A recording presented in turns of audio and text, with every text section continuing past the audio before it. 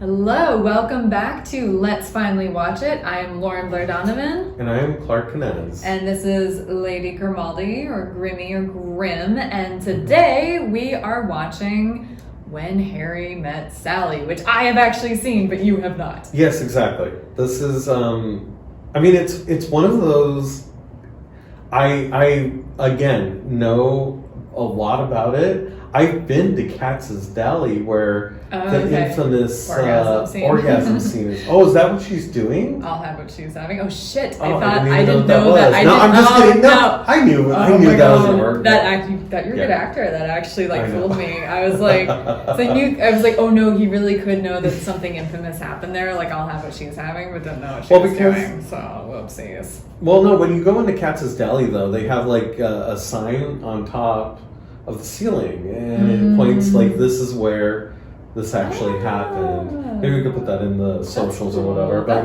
cool. Yeah, and so I didn't know that. Yeah, so I went there one time. I was at DCM or whatever, the Del Close Marathon, which is improv comedy. Hi. But yeah, we went there, and yeah, so I saw where that was and everything, and everyone was taking pictures and stuff, and I was like, I haven't seen it. It was lost on you. It was lost on you. Yeah, exactly. Oh, well, okay. So what are your thoughts? Because we're recording everything before one or both of us, depending on what the movie is, has seen it. What are your blind thoughts on the movie? What do you think you're in for? I guess let's start there. What do you think you're in for? So, okay. I haven't done any research on it. So good, yes. Good. Exactly, which is what we're supposed to be doing. But I feel like it's a friendship relationship that lasts a long decades or something, right? Or I don't. Well, I can't. I'm not going to confirm or deny until we watch. I'm going to have a good poker face. But a friendship or a relationship. A relationship that lasts multiple years or something, and mayhem ensues. That's all I really know about it. I know other rom-coms from the period that I haven't seen though. Sure. But so I'm guessing that's what it is. I'm guessing it's funny.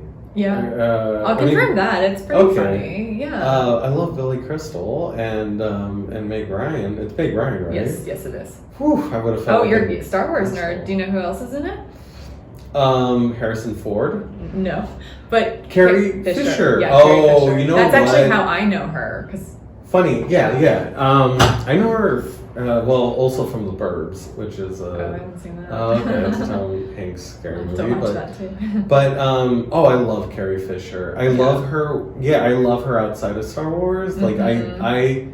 She just has this no nonsense attitude. Oh, I love her so much. Oh, I'm so excited then. I'm actually now that I know that that kind of raises a few levels for me. For sure. See, that makes me so happy because I know you're already excited to see the movie, but she has a pretty good her and another character, I forget the actor's name offhand.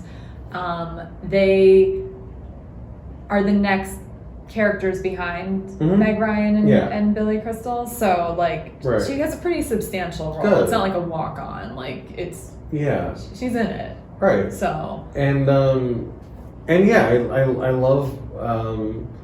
All three of those actors. Rob Reiner. Wow. Directed it. Okay. I love Rob Reiner. Yeah, he either directed or wrote it.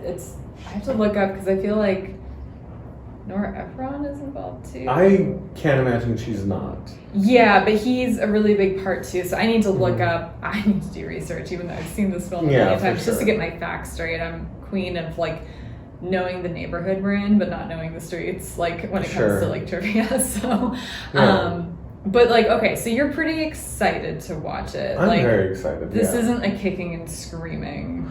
Oh no. Kind of thing. And you know what? Again, I'm a lot more open-minded than I used to be. Sure, but there are. I know there's some movies on our list where I'm not actively looking forward. Yeah, for sure. I will watch it and I will have an open mind, but I'm not oh, I can't wait to knock this off my list. But this doesn't sound like one of those. Oh no. This definitely. I get what the hubbub is about it.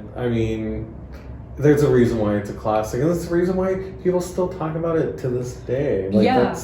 I think it's a good, the thesis of the movie, which I have a lot of trivia on actually, and I cannot wait for you to watch it because I cannot share it until you know the movie. But the thesis of it is such a water cooler topic that I think people still debate today. This movie is probably close to 30 years old, I think, if not over, maybe. I think it came out in the late 80s, actually. So I can't do math, but that's over 30 now, Jesus.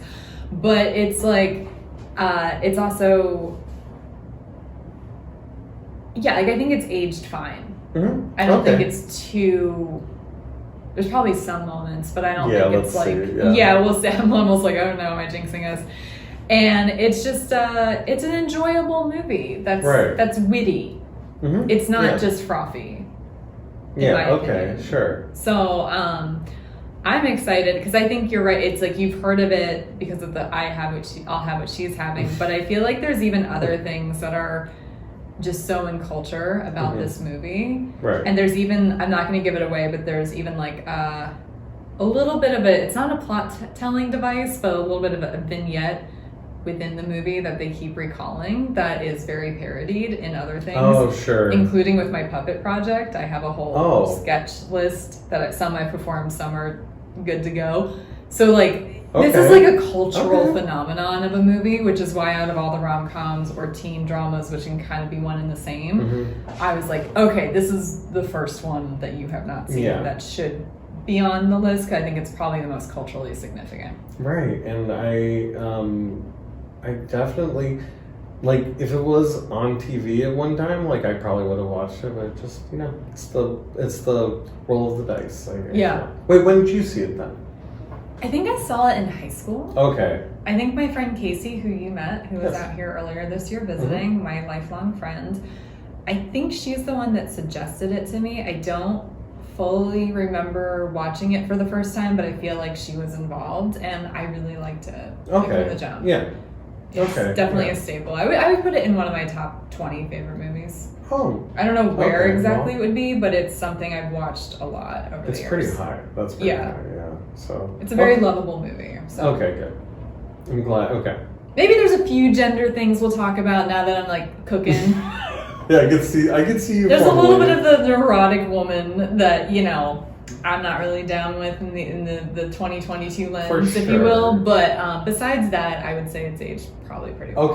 Okay. Yeah. I mean, we'll see. I mean, maybe it's maniacal. Like, it's just like a crazy movie. And I don't think that's what it's going to be. Okay. I feel like I've seen it more recently for that to be the case. But I think it'll be enjoyable whether it becomes one of your favorite movies or not. Okay, sure.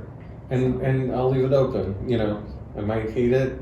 Yes. But I feel like I feel. You'll like it. Okay. Every guy I know loves this movie. Okay, interesting. And they usually say Billy Crystal's the man. Like, I've heard that verbatim. Like, yeah, I love Billy Crystal. He's the man. Of course I love When Harry Met Sally. And you just talked about how you like Billy Crystal a lot. Of course, yeah. So I feel like you're gonna like it fine, even if it's not like an instant favorite. Right. Okay, I'd be very shocked if you hated it, I think. Okay. And I'll take that. And challenge accepted. Awesome. Well, keep watching us. Yes. Keep listening to us, because we're going to come right back. Yeah, we're going to watch it. And we'll see how in real time, we'll be back in a week, but in podcast time, we'll be back in 30 seconds. And you'll hear how Clark likes the movie. Yeah. It might be completely different. Total tone shift. Tone shift. Oh, what the heck? Okay. What the heck are you getting me to watch here? Yeah. And then he murdered Blair. Yes. Okay. Be back in a bit. Bye. All right, and we are back, having seen When Harry Met Sally. Yes, we did see it. I finally saw it. Yes, I had seen it a million times. I've already seen it. So, it was. I finally got to it personally. So, I'm seeing it with fresh eyes. Yes, and I'm seeing it with older, more mature eyes. Right. I don't think I've seen it in the past 5 years, because I think if I had, I would have. I still like it. Mm-hmm. I have a few more complaints to lodge, though, having seen it again. I think we've done a really good job of not discussing the movies we've seen so far. It's been kind of killing us. It's hard. Because we hang out all the time, too. Yes. And we reference stuff. So this has been this is a challenge. I know, because like we watched When Harry Met Sally and Avatar together, which is coming up. Spoiler alert! Yeah, stay tuned. Yeah. But so yeah, I still like it, but I imagine our complaints are similar. What were your overall thoughts, though? So I mean, I think as with any Nora Ephron movie or written anything.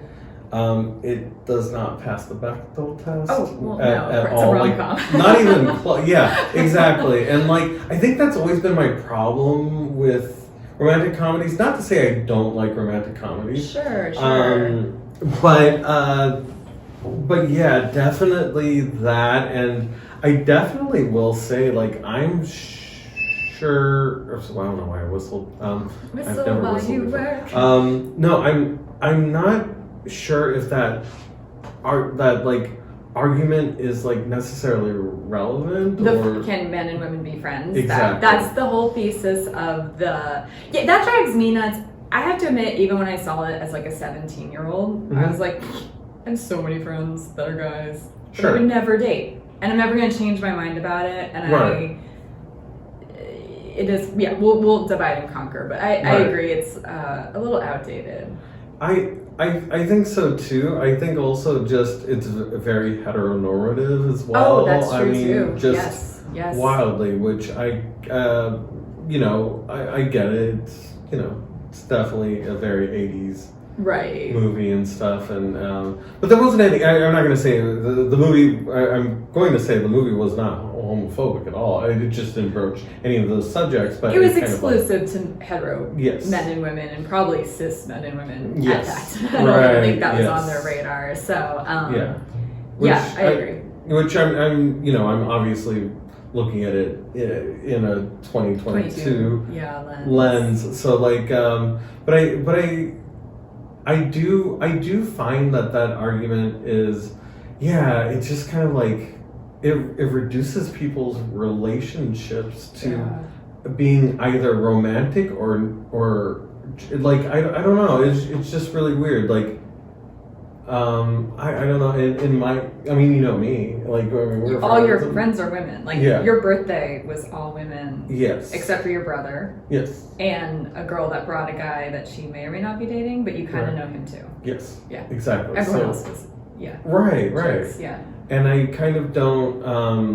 No, I mean, not to say like I have plenty of male friends, but like I don't really like. I'm not going to discount. I'm not going to be like, oh, this is a woman. I can't. I think it's because I grew up with women, so like but I mean that's like my personal thing. But I think overall, like that's my personal experience. But I think with this, there is a case to be made on the other side as well. I do understand that, especially 30 years ago. Right. I don't think men and women. Maybe I'm wrong, but I don't think men and women had as many platonic friendships as they do now. Right. Exactly. I think that's been more normalized, at least. Yes.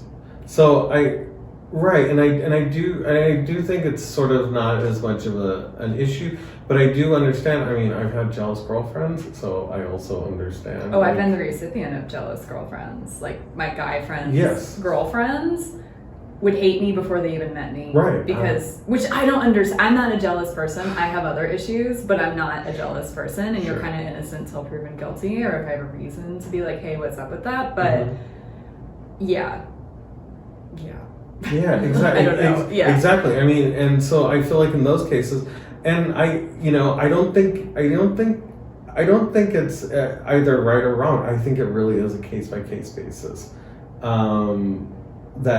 I mean, we'll get to it. I just wanted to get that. I mean, that was the main. I mean, it is the main thesis. It's the main thesis of it. So but I think it's an interesting thing, and I imagine there's a reason why it's so popular still. Like I do hear about it. It is a definitive rom-com. Mm-hmm. It's a classic for a reason. Both of the main characters have some really good zingers. Yeah. And have some perspectives that change or they don't, but they have clearly defined point of views, and I think that's sometimes half the battle with any movie or television show. You know, like if you know who the characters are, it's going to be communicable. Sure. Whether you agree with their point of view or not. You know, it's a well done movie, but it is a little dated. It's a little dated. But shockingly not like horribly offensive. No. Like it's really not. There's just little offensive. micro stuff here and there. Like for instance, my number one note that I put at the top, which meant it was the first note, was that Billy Crystal is mansplaining everything to Meg Ryan. And he's not even a prick about it, but that's what a lot of men out there need to know about mansplaining. I think a lot of men think, well, if I don't actually actively look down on women and I think women are smart, therefore I cannot mansplain at all. But that's not the truth. A lot of men mean well, and they still tell me how to like look up directions somewhere. And I'm like, I've heard of Google. Like, I know. You know? Exactly. And they think they're being helpful, you know? Billy Crystal was a little worse than that because he thought he had life figured out and was like teaching Meg Ryan about life. Like that, within the first 5 minutes, I wrote that note. I'm like, oh, he is very mansplaining. But you know what? So I chalked that up because I wrote that too. And he was so, he was so obnoxious. Yeah. But I think that is a classic college mindset. Like, I'm completely right. Especially a man in college in like, what was it, the 70s? The mid or late 70s? Right, exactly. So, hell yeah. So he completely exudes that like sureness that you know a lot of people at that age have. And, especially men. Right. Especially men. Yes. But also, so from the get-go, I was like really confused about their relationship in particular, like being comfortable. I could not. So we'll get into the plot, I guess. But yeah, like, let's get into it. He gets a ride with Meg. A stranger. With a stranger. Through his girlfriend, who's her friend. Right, and I'll be honest. Even as a man driving with like maybe this is my old-fashionedness, but like I'm like I don't know this person. I know that's so vulnerable to be on like a 18-hour road trip with a stranger of any gender. Of any gender. Any human being. Not my idea of a good time. Like, I would have made a little bit of time to meet up. Hey, let's all... Because, so like, it's Harry's girlfriend that gets Sally to drive Harry to New York from Chicago. And she had no issue with it. She wasn't jealous. She wasn't... I mean, Meg Ryan's a snack. Like, she's beautiful.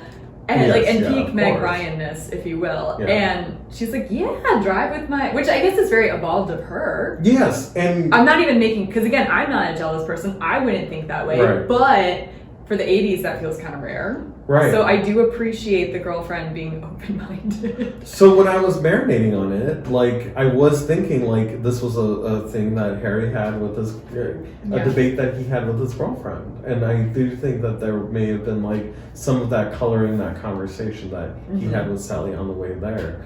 And I really think that it's so... Yeah, I mean, what a start to any friendship. And it's no wonder it took them forever to be actual friends. Because that's borderline traumatic. Oh, exactly. And I totally get like not talking to that person or like avoiding that person, which especially that age, hell, at any age, you also meet so many people that you might do defining things with, like anything in college, a road trip, whatever, people at your first job. You don't talk to them for 5 years after you see them last. Like, not everyone stays in your life. So, no, I'm not like that. I think when I was younger, I'm like, but they knew each other in the city. Why couldn't they be friends? And now as an adult, I'm like, I get it. There's so many people I meet that I never see again, whether I like them or not. Yeah. And it just happens. It's just the way the flow of time. I mean, obviously, they had a contentious ride, so they bickered quite a bit and disagreed on almost everything. Right. And you talked down to her the whole time. Yeah, exactly. And you know what? This is New York in the 70s. Like, it was probably easy to find other, like, pretty cool people. Probably. Better than New York now. It's all H&M's everywhere. Exactly. I'm trying to imagine Billy Crystal or Meg Ryan going to like a punk club in the 70s. They weren't going to CBGBs. Oh, no, they weren't. Those were. But I think it would be so funny. And it's such a waste because it was the peak era that they could have been going. Right, Late 70s, early 80s, come on. Yeah, I would have killed to have been. Me too. Literally killed. Literally murdered to go. Yes, back exactly. Do that. I mean, like a random person, not somebody like super close, but... Yeah, especially if I got word that they were bad. Right, if they're a little bit, yeah. Very Robin Hood kind of, you know? Exactly. Kill someone so I can go watch Sonic Youth debut at CBGB. Right, absolutely. Like, but like, I don't know why. I think I had a literal dream, like with Billy Crystal at a punk club or whatever. Oh, really? Yeah. I mean, because I think it was because I was thinking about like John Belushi was such a big punk fan. I'm not a big John Belushi fan, but like. And Saturday Night Live, you would have like punk bands come on and stuff like that. So I thought maybe like, that would have been a weird random thing about him. But I kind of like get the whole thing, like not wanting to. I don't know. I almost feel like if you have like a bad situation with somebody, and 5 years later, like it's probably a story that you tell people, and it gets worse and worse. Sure. So like, I don't know if you have any of the, like, you know, you just start adding, you tell it in the most simplest way. They almost lose their humanity. Like when it first happens, like he seemed nice enough, but he told me that I've never had good sex, because that's literally what he argued with her about. Right, and then as time went on, when they saw each other again at the airport, when she's with her boyfriend Joe, who he happens to know, she does have a pretty pronounced reaction 5 years later where she's like, that was the most miserable ride. Thank God he didn't recognize me. Right. You know, it was pretty like nuts and bolts. This is what happened versus like, this is nuts and bolts, but maybe he's not so bad. Yeah. As time goes on, people become cartoon villains. Right. Yeah. And I do think that that's kind of what like happened with their relationship. But I do think that it is really cool that like, you know, I also think that it is really interesting that, you know, we're seeing like different points in their lives intersecting. And I do think it is kind of interesting to see people, and I mean, giving people a second chance, understanding that like, you know, when you were a different I mean, because I do think that people are always constantly changing, or should.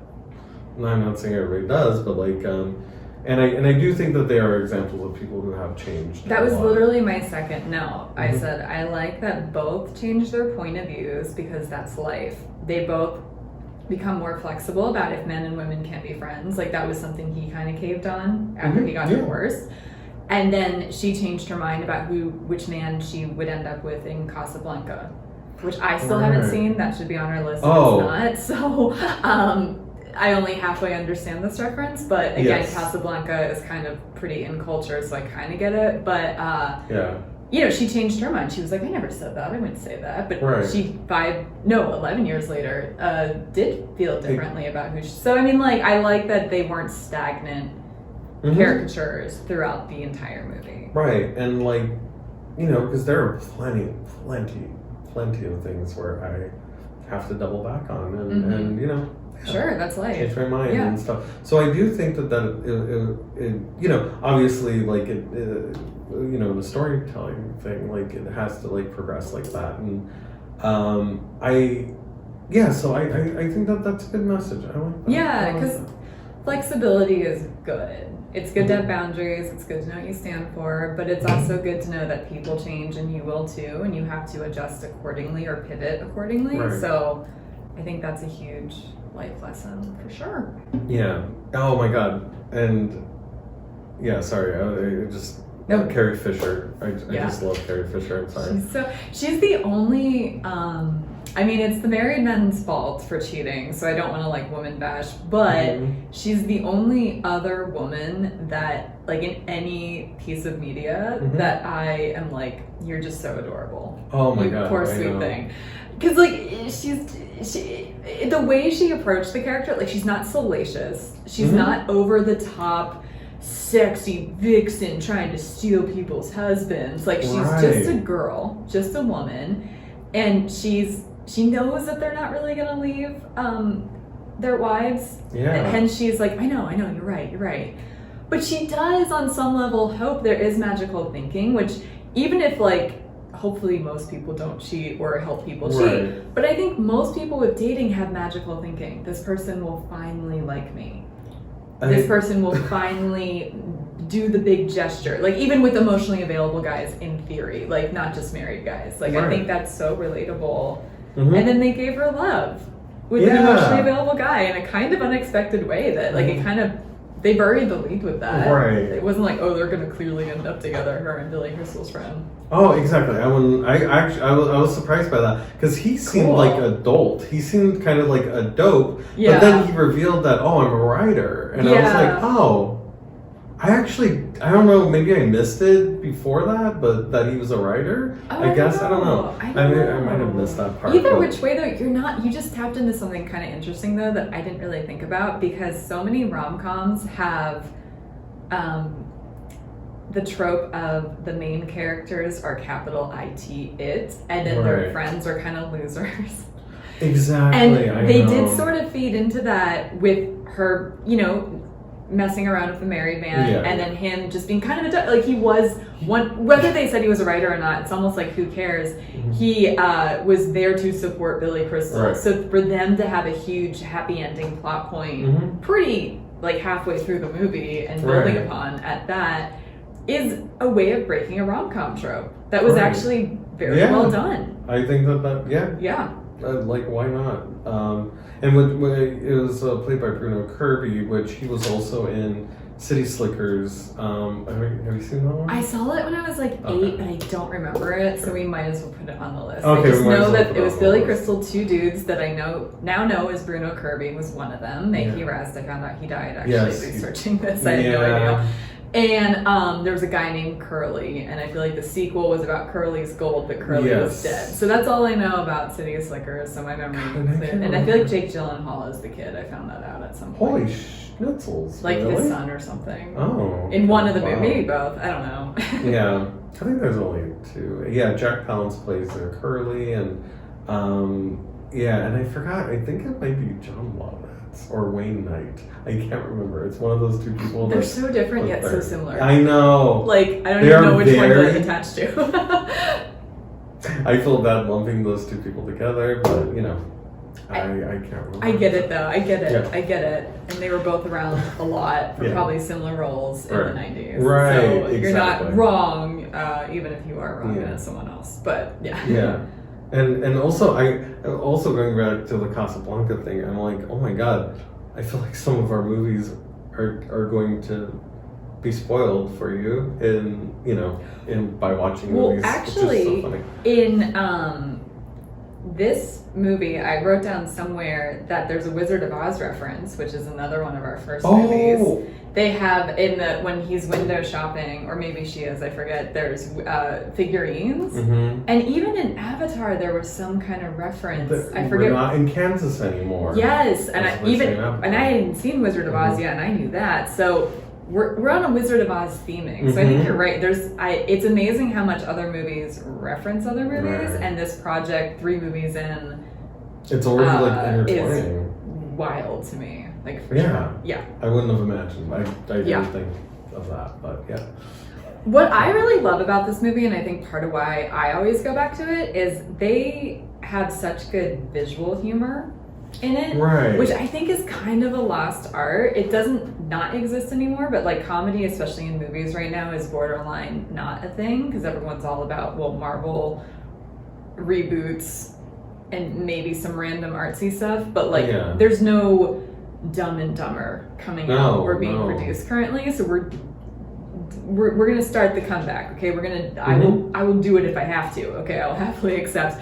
But visual humor, I feel like it past the Y2K days, it was almost non-existent unless it was gross out. Like, that became so popular, or like scandalized humor, blue humor, or which uncomfortable, which has its place, and I'm not mad at. But I love when people use optics to tell a joke, because they had at the people walk around the airport when they're deciding not to get dinner in whatever city that they're in, and then they're just standing awkwardly. He's like, I'll let you go ahead. Yes. So you can, and then when he's telling Bruno Kirby's character that he's getting divorced, he's in the middle of this heartbreaking story about how his wife kind of played him, and then they do the wave without missing a beat in the middle of like Billy Crystal's worst story of his life, and they're not even blinking, they're not even like referencing it, and it's just kind of like brilliant, and then do I have anything else?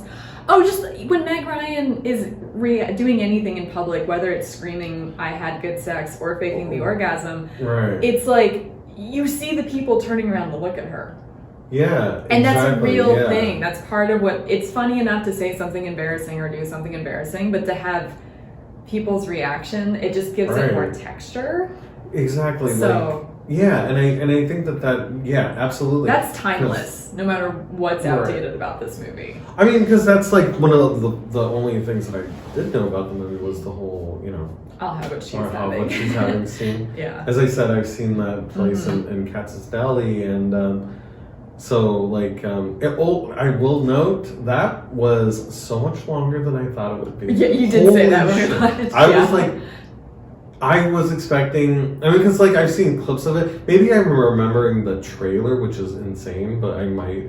But it makes sense that they wouldn't show the whole scene, because you have to see the movie for that. So it makes sense that they would only like kind of do like one or two of the yeses, and then you get the point, So it's a long ass scene. It's like 45 seconds, and it felt like 5 minutes. Yeah, I mean, just because of the uncomfortability factor. I mean, I'm like, because like I think you start imagining what that would be like, what that would how you would have to deal with somebody doing that in your party. I would be like, I'm gonna leave. That's that was psychotic. I don't even know what to say to that. That was psychotic. That was legit psychotic. But like, I have to give Meg Ryan so much props because her commitment to that. It must have been really hard to do, and they probably had to do multiple takes, and that just would have been annoying as an actress at a certain point. I know. Vulnerable, especially in the 80s, because now we have things called like intimacy coordinators. Not that that's a sex scene, but like there's people that help block and choreograph sex scenes now, which that's not what this is, but they also help be kind of like a vessel for anyone's uncomfortability. They're kind of the go-between between the directors, so no one gets uncomfortable if they have to show more nudity or do something like fake an orgasm. So she did this in the 80s kind of on blind faith that it would work out. Like, I don't think anybody, that job did not exist to like have someone vouch for her needs and comfortability on set. For sure. So, I mean, the more I watch that, the more I'm like, that's impressive, because I can commit to a bit, but I might struggle with that. I'm not gonna lie. Yeah. I mean, and then it's like,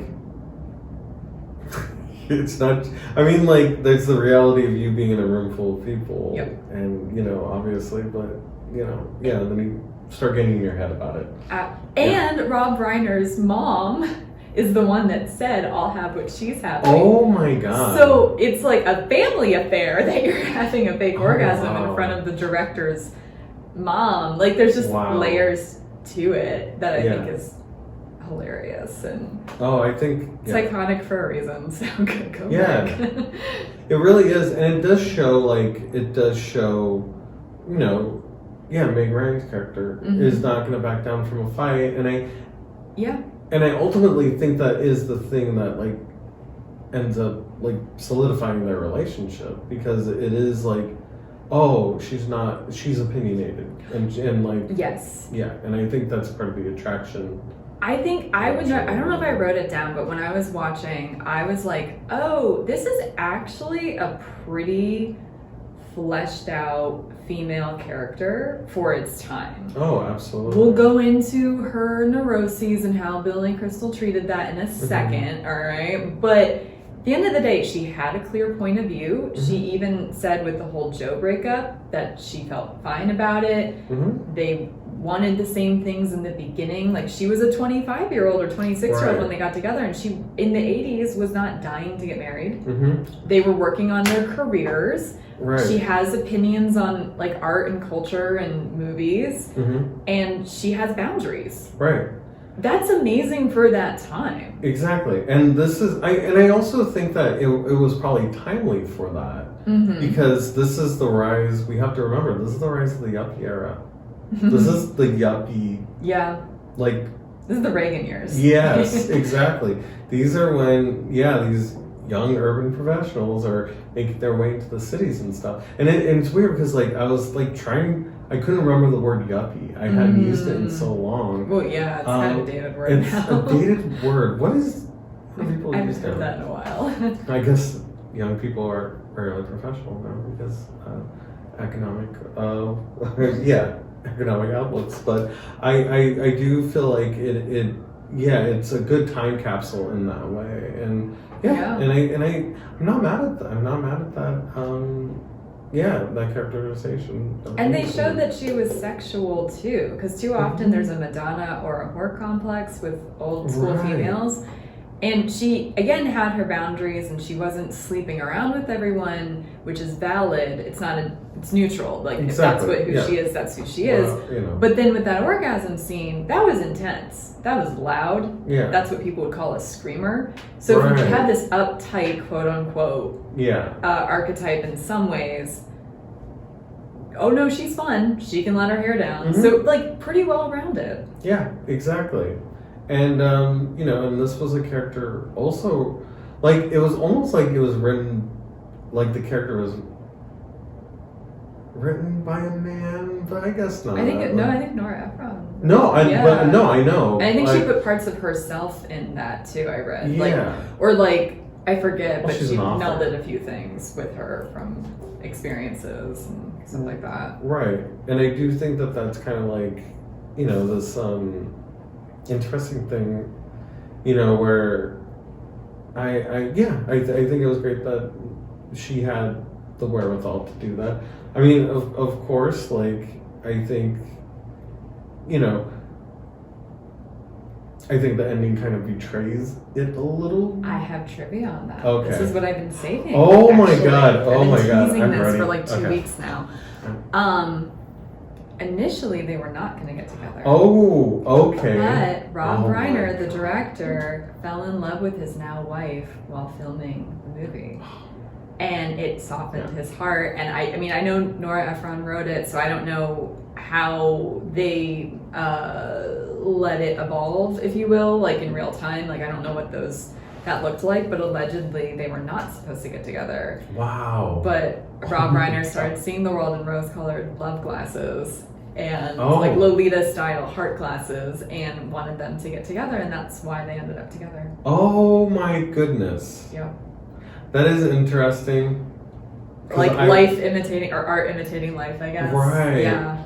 I get it, but like I also think that's kind of selfish, though. I get the sentiment. Yes. It is sweet. It's cute. And some friends do fall in love, but I'm trying to think, though, if I have ever been to someone's wedding or even witnessed a really passionate breakup of any two friends that got together. I understand meeting each other through friends and being acquaintances first, but I'm a big believer that there's an energy there or there isn't. Right. I have, like you, I've been around men my whole life. I've always had good guy friends. Guys are not a mystery to me. Like, everywhere I live, I end up with a very small handful of close girlfriends and then a handful of close guy friends, and then almost everyone else in my life is guys. Sure. So for me, of course men and women can be friends. I don't have crushes on my friends. It's not Ross and Rachel. That would be torturous. Right, exactly, like, that would be and then to keep it on the Friends reference, I could never just sleep with one of my friends like Monica and Chandler and then realize they're who I'm looking for this whole time. Sure, yeah. Like, the friend zone to me is real, not in the sense of like I delegate you in the friend zone, but more like if that energy didn't happen, even if I liked you at first, it moved away. Like, I got over it because that's how we became friends. Right. Or I never liked you to begin with, and whatever was going on your side of the street was going on in your... But we figured it out. We're not going to go back. Like, you don't create a chemistry out of nowhere. Right, yeah. Like, for me, I don't know. Oh, I'm a little different, but like, I'm sure. But I also don't date, so like, because of that. But, yeah. But I'm wary of getting into relationships with anyone. So like, even if I do have a crush, that's usually a sign that that person is going to potentially break furniture during a fight.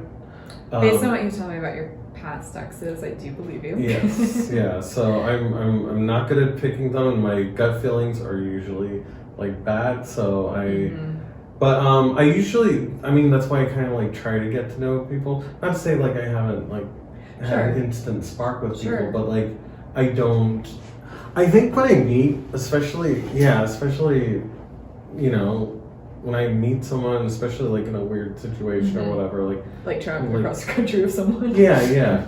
Like I don't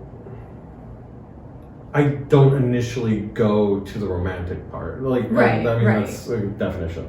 Yeah. Demisexual. Like I just kind of like, but I mean I know that's like a real weird one.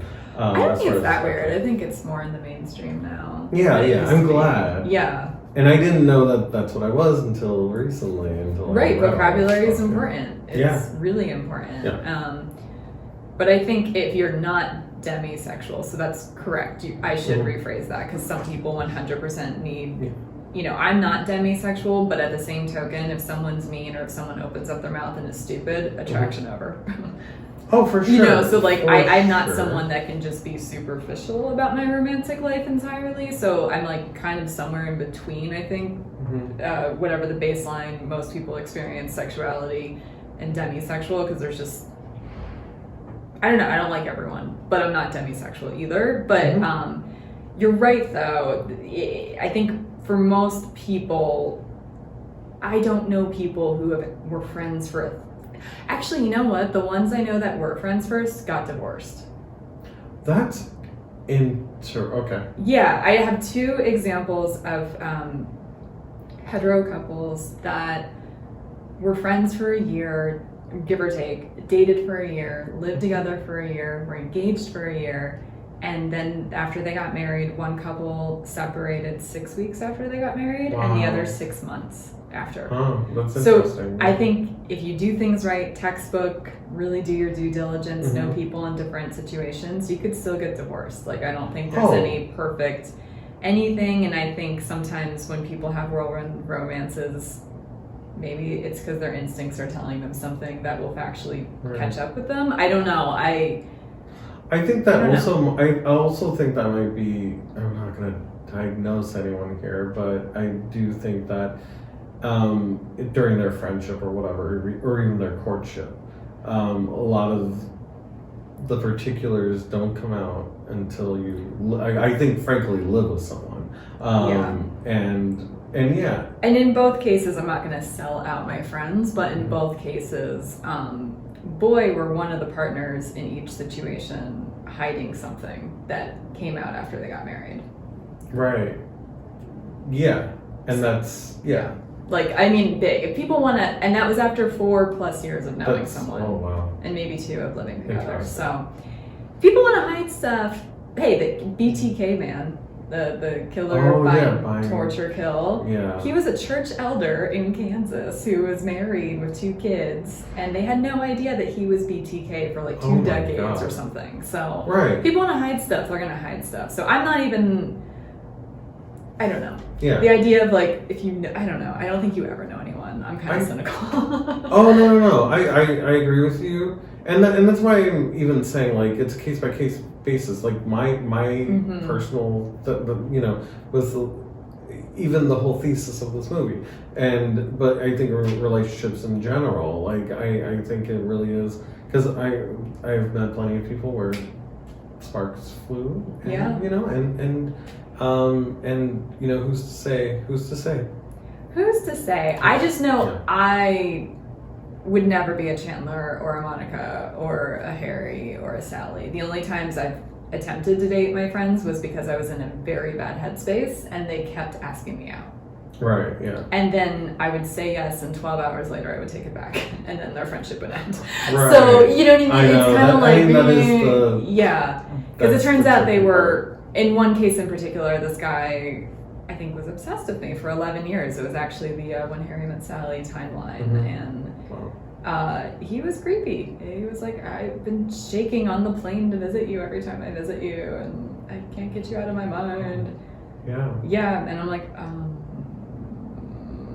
shoot, what do I say? Yeah, I know, and then that kind of ruins friendship. I mean, that's the other part of that, you know, which is a tough and thing. oh boy, is there more to that story, but we'll save that for another time. Yeah. So we're getting off topic, back to When Harry Met Sally. Yes.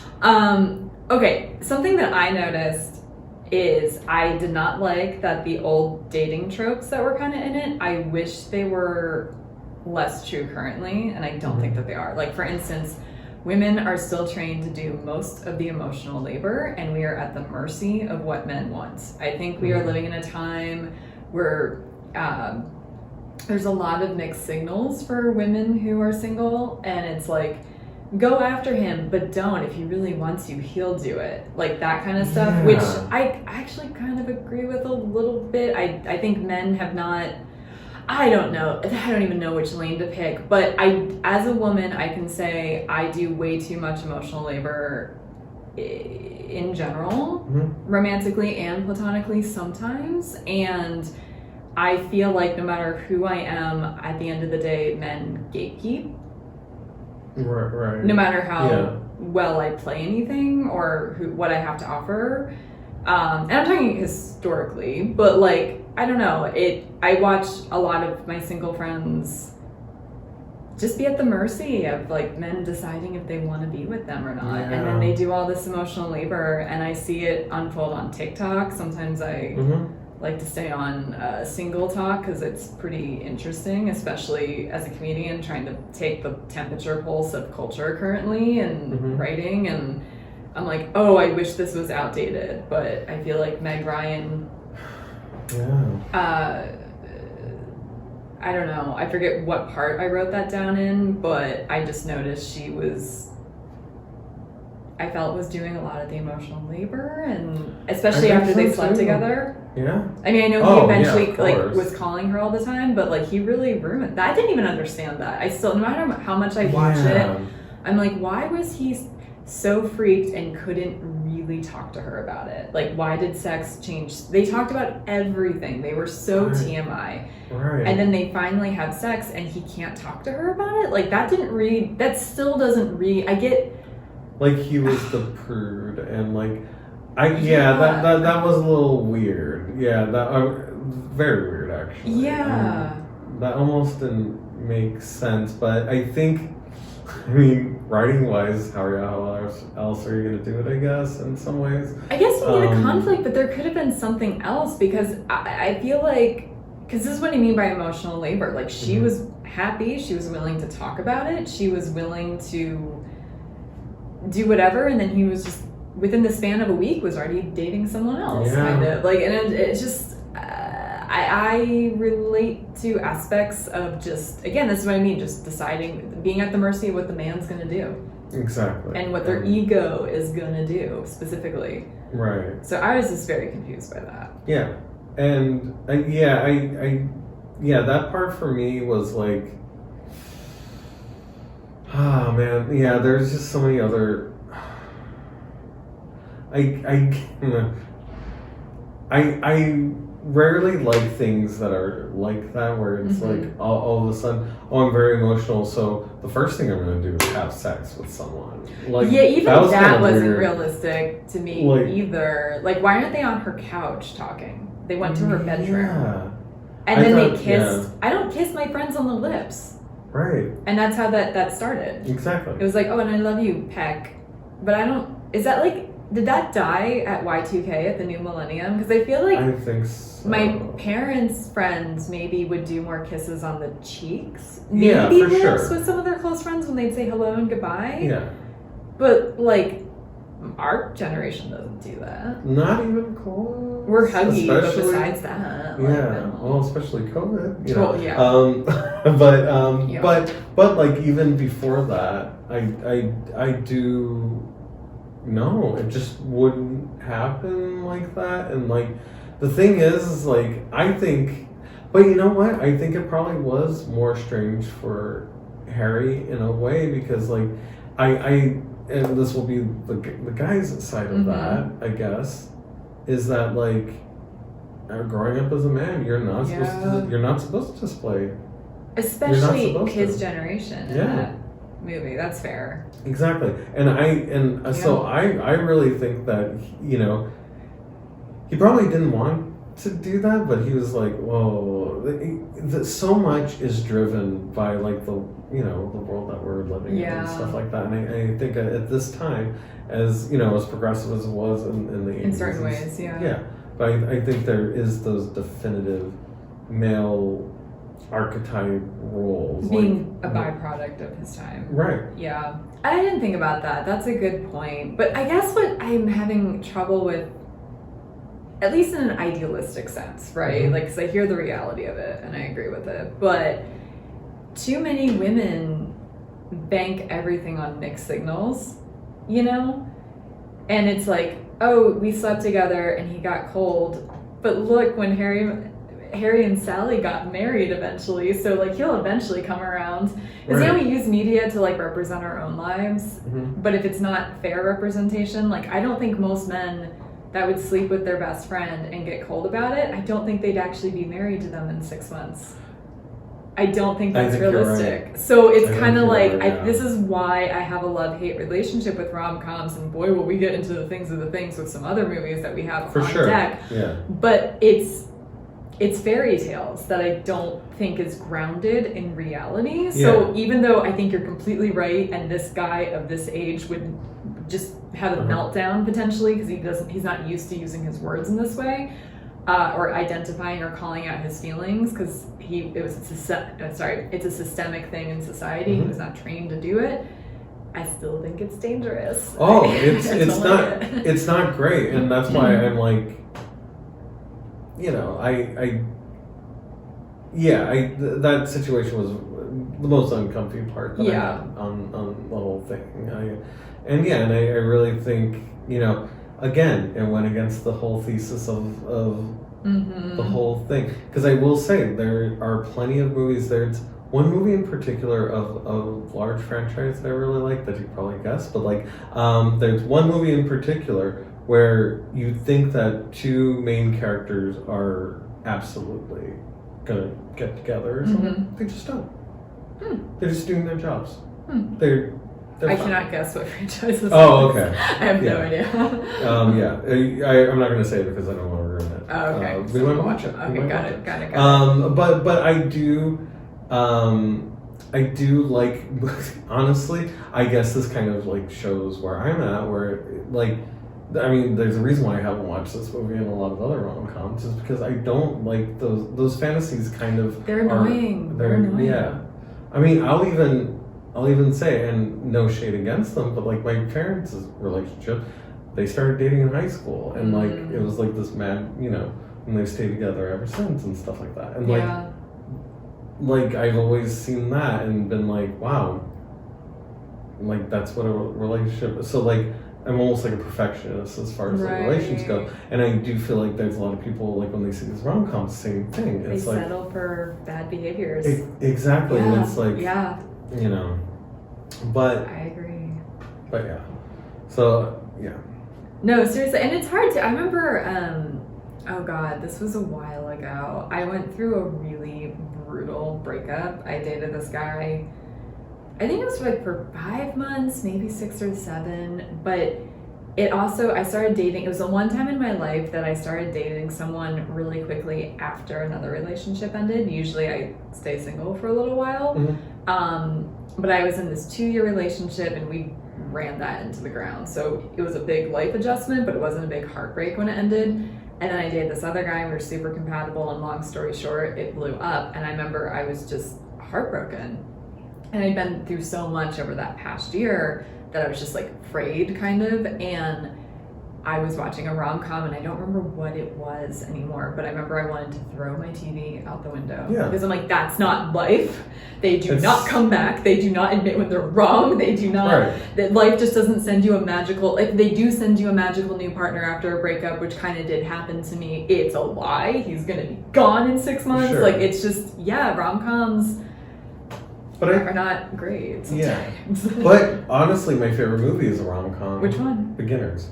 Oh, you keep talking about it, but I haven't seen it. Yeah. It's a rom-com, but it's a very realistic rom-com. Love it. And like, where it's like, oh, sometimes you can't even put your finger on what went wrong and stuff like that. So, it's like some things just don't work and some things last forever. So you can't really even, Sorry, this became date talk, I guess. But I think it's kind of what the movies do. That they make you think about your real life experiences, and I'm definitely a little private about like current stuff, but I have no problem talking about historic stuff because I have perspective on it, so I can be like, yep, exactly.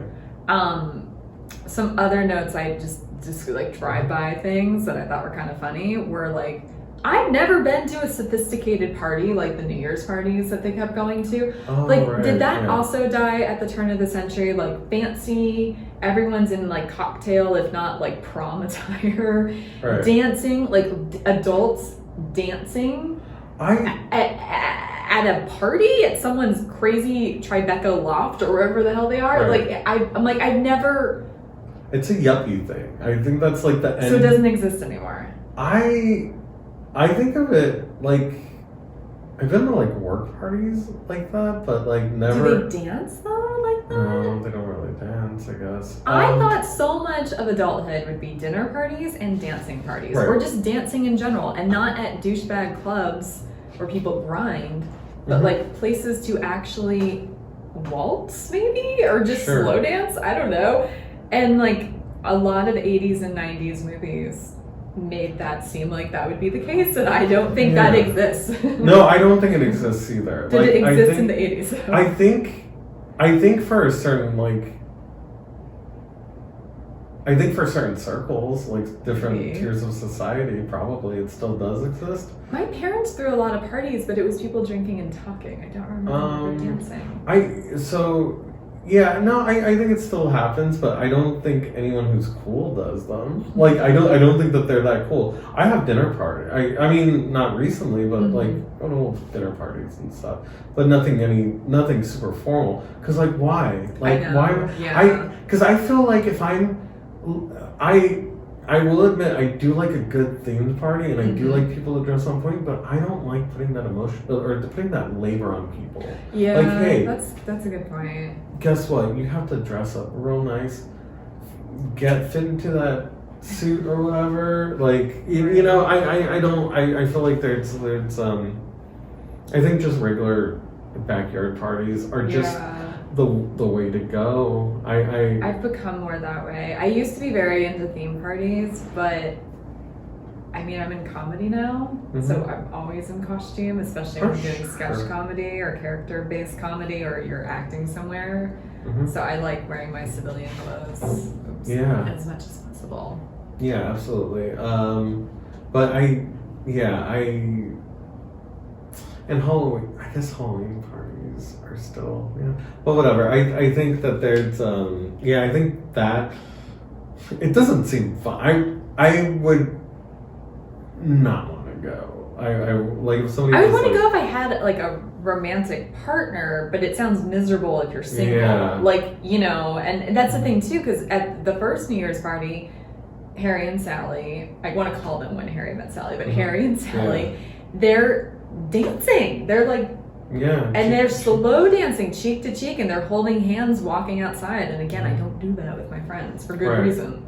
So I think maybe this is kind of like, I don't know, maybe at that time it didn't even exist either, because I think this is kind of just a prom. Like, I mean, it's you have to have the dance to have the catalyst. Yes. Have the cheek-to-cheek moment. Have the Fred and Ginger moment, if you will. Yeah. And I just in general don't think it's that common. Maybe in New York, I don't know. I know people from New York, but like I do too. I grew up going to New York all the time too. Yeah. I had family there, and I had friends that lived there when I was a young adult, and it just wasn't like that. Not that I saw, not that I'm a New Yorker, but I felt like I had a good front row seat a lot of the time. And maybe we should bring it back. Sounds like a lot of pressure. It sounds like it's gonna be really miserable for a lot of people. So I'm gonna decline. Yeah, I'm fine. I would rather a theme party, like dress as your favorite David Bowie or whatever. Done. Done. Yeah, exactly. Did they have two lines in the bedroom? The infamous scene where they're both on Bruno Kirby and Carrie Fisher are on the phone with Meg and Billy Crystal. I know that people could have two lines in a house, two landlines, but they had two. They were talking on landline. They both had a telephone on their bedstand. Mm-hmm. Right. And it was a different line, hence they could get through. So it's like, did Carrie Fisher and Bruno Kirby have two lines put into the bedroom so they could both talk in the bedroom? Like, think about that. Yeah, the logistics of that is very funny. It's a brilliant scene. I'm not mad at it. This is a little bitch eating crackers, like kind of just like nitpicking. But I'm like for some reason that dinged for me this time, probably because I can't remember the last time I saw a landline at this point, and because I don't know when I saw this movie last. It was probably 5 to 10 years ago, and I was just like, they had two lines put in the bedroom. But now it's like not that hard to think of. Because we all have our own phones everywhere we go. But maybe that's kind of a testament to the kind of relationship that they had. And because I did note that. Because they are both still very independent. Yeah. Not being super. It's just so funny that the two lines were in the bedroom. Right. Yeah. Like not like an office. One's in the office. Because we had two lines because my dad worked out of the house. Sure. But the second line was, I think, only upstairs in his office. Yeah. I don't think it. I don't know. Maybe you know what? Maybe there was a switcher. No, I like an extension. I don't know, but that would be kind of crazy too. Okay, never mind. I just think it's funny. I couldn't let that go. Yeah, I think that was all my notes. What about you? Did you have any other things you wanted to talk about, or any other just nitty gritty or grand scheme of things? I like the fall bits. Yeah, them walking around. Yes, it's a very fall movie. I must say that. I really do like that about it. There's rarely any movies that really kind of respect fall, especially in New York, which is a very pretty. I think it's. I knew New England is like where you should do fall, but I feel like New York is arguably better. Mm-hmm. Yeah. I don't know.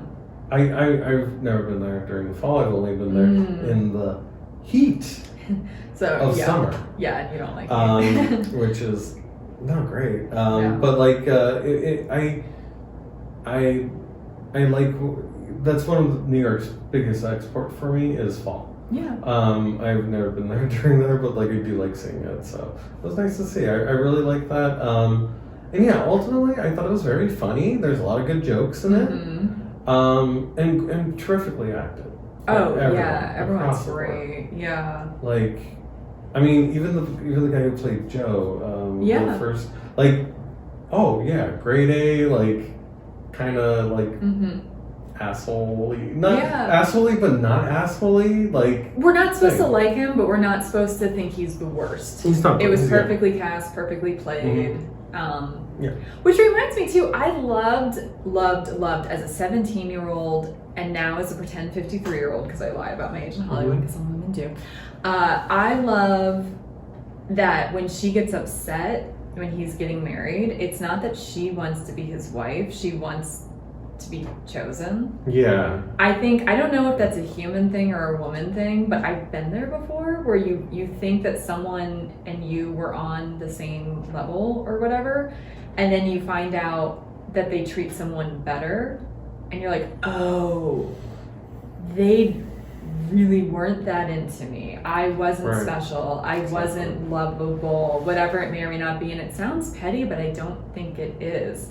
You can be cool with a relationship ending and not miss that person, but still be hurt by circumstances. Oh, for sure. And I don't think that's shown enough in TV or movies. And I think people are too quick to be like, oh, see, she was secretly in love, or in other similar situations. And it's like, no, that's not what this is. No, And it could be about the worst person in your life too. But it's what they represent, and it's probably a core issue. You know, like she probably wasn't chosen a lot as a youngster, maybe by her parents, maybe by boys in school, I don't know. But like that's just such a relatable.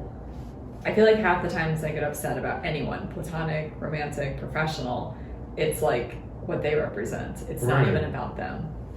Yeah. It's what they're doing that's triggering me. Yeah, exactly. I mean, that's kind of... that's always when you find out people like you is when you start dating someone and everyone's like, oh my god, you're dating them? I really like... And it's like, wait, what? Like, I had zero idea. Like, oh, I don't know if I've had that. I've had that happen to me several times, which is kind of like... probably is like, you know, part of me being me, but like... I feel like that has happened to me numerous times. Yeah. And it's like, I started dating someone and all of a sudden, out of the woodworks, like, it's just the weirdest, strangest thing. Yeah. And I'm like, I'm so sorry. I don't know what to tell you. But yeah.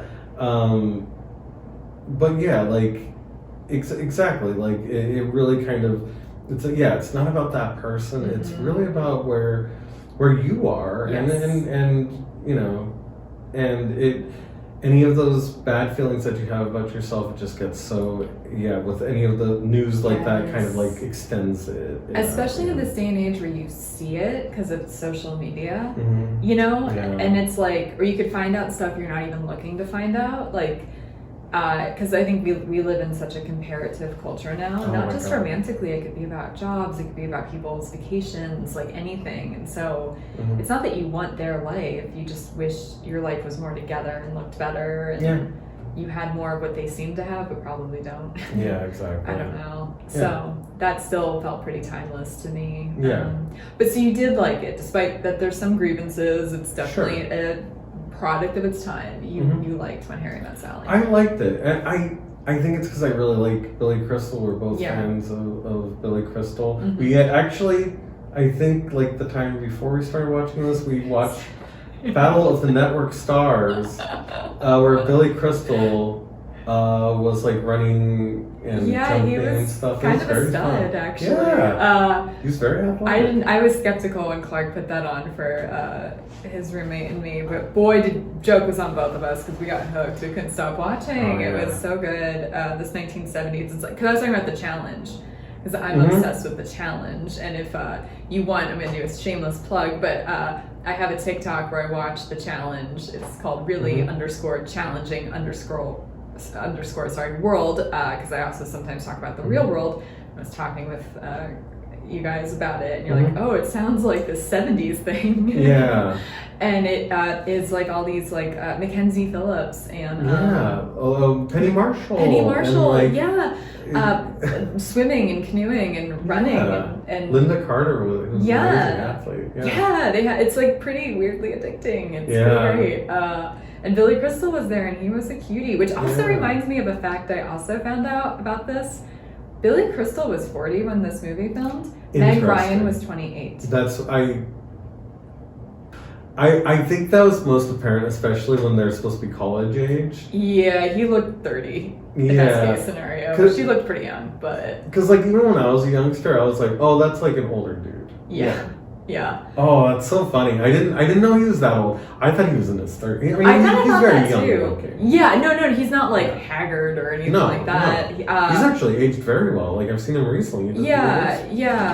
But he, when I found out how egregious that age difference was, I was like, don't like it, because I'm sick of the man always being 1,000 years older than the female lead. Like, I'm very over that. So. Oh yeah, I think things are getting better. I think so too. Sure. But I was like, I thought they were like 5 years apart. I didn't realize they were 12 years apart. I personally thought it would have been like, because I thought he was like maybe in his like mid to early 30s. That's what I thought too. And she was either late 20s or very early 30s. Yeah. Because you can't totally tell because they make them look young and then they age them up. But also, what's interesting about that too is like I haven't seen Meg Ryan in a long time. Yeah. So like I think I have nothing to compare it to now and stuff like that. Right. So yeah.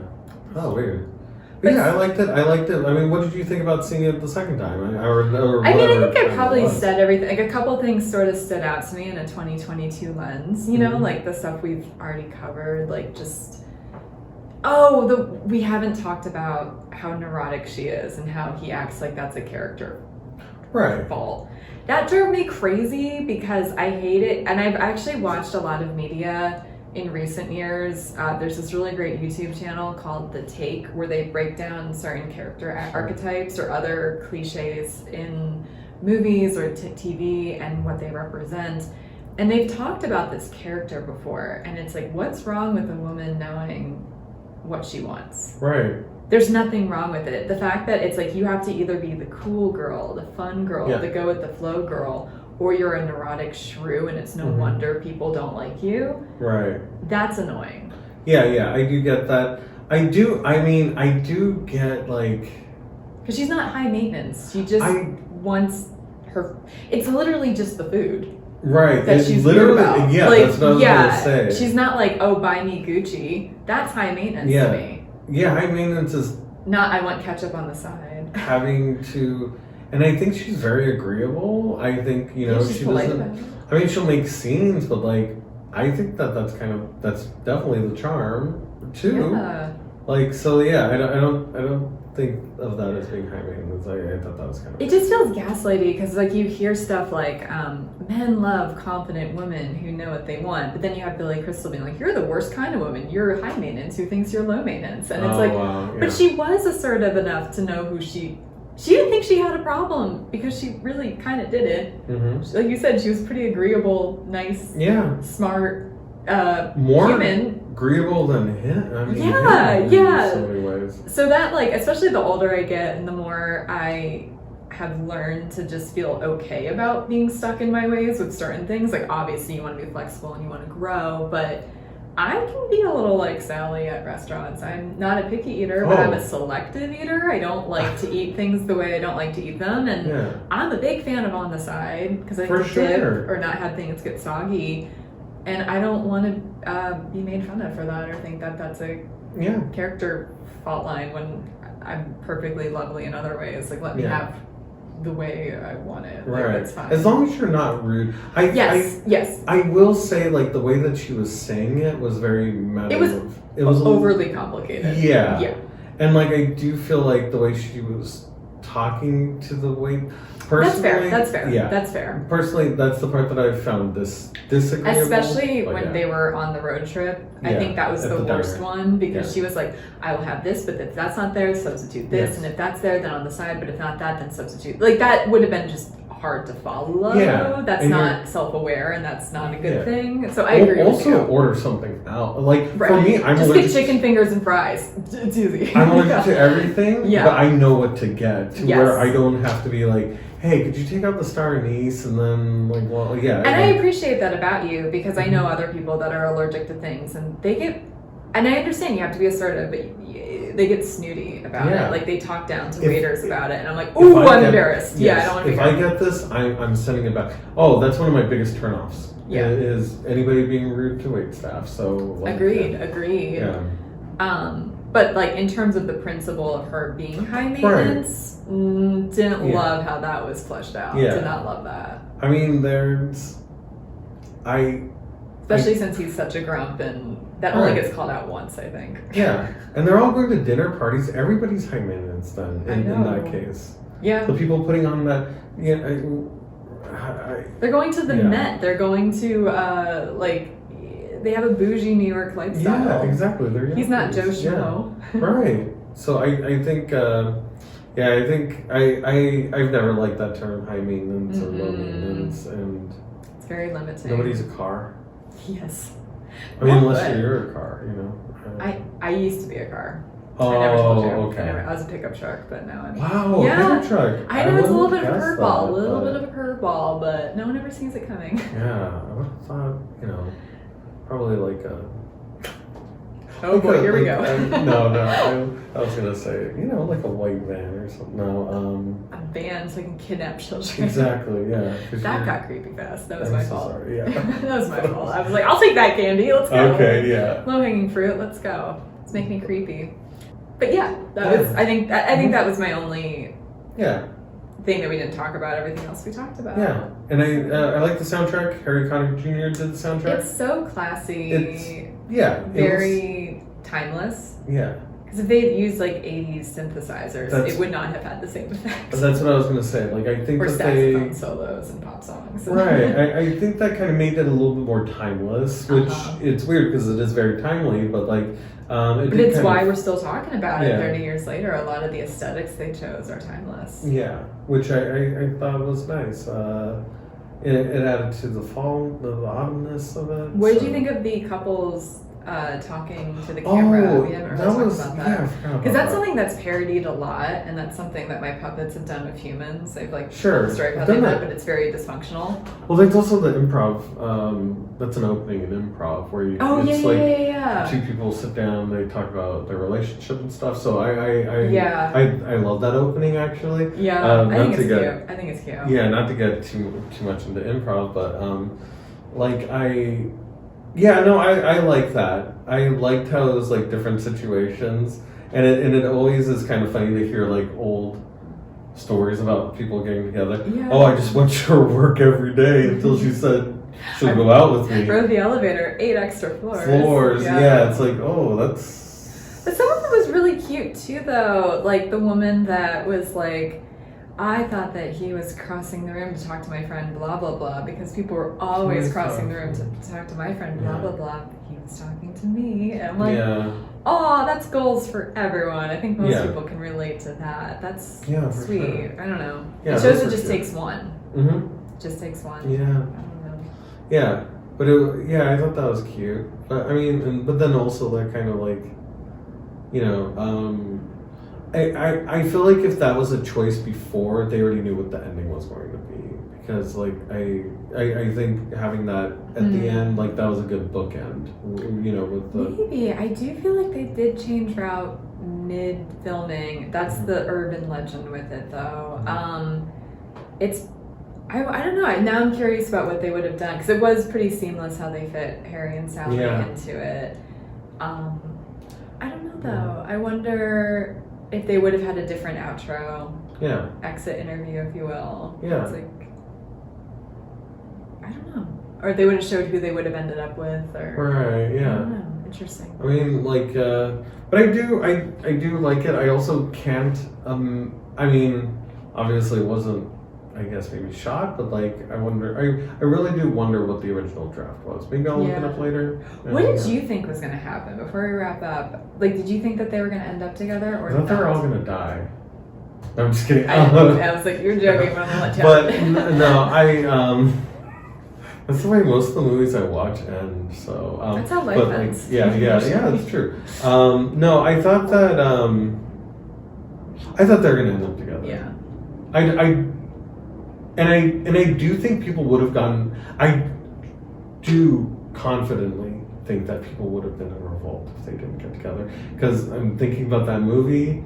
Okay, it was a Star Wars movie, but like where some characters, like two characters, didn't get together, and they're like, "Oh my god."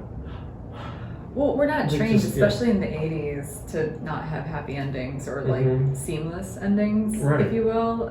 So I think you're right, but I wonder how much this would be in culture if they didn't get together. Right. But we all,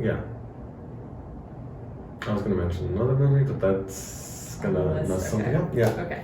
Okay. But yeah. All right. Good stuff. So this was a pretty successful first. Let's finally watch it. Because I'm not hating it upon a rewatch, and you liked it upon a first watch. So this went pretty well. So better than some movies that we're going to get. We've already seen Avatar and Wizard of Oz, and boy, do we not like one of them. But we'll get there when we get there. So yes, exactly. So keep listening. Yeah. Please keep listening, subscribe, review, all that jazz. We have a TikTok, Let's Finally Watch It, plus a YouTube, plus all the places podcasts are found. Yes. I'm Lauren-Blair Donovan. You can find me on most social media at Blairosaurus Rex, because I'm a dinosaur. Oh. That's a pickup truck to the human dinosaur kind of hybrid, It mostly comes out when I run. I run like a deer. T-Rex. Yeah, your reincarnations are very interesting. I'm very just across the map, yes. And then I'm Clark Canez, and you can find me on social media, either Clarksy or Clarksy CLARXY. It's going to be written down. Look at my friends. Who has ever typed anything in? We're going to have something that you Clark Canez, Lauren-Blair Donovan. We got unusual names. It is what it is. Yes. Anyways, thank you guys for listening and watching. We'll talk to you next time when we're watching another movie again. Yeah. Bye. Bye.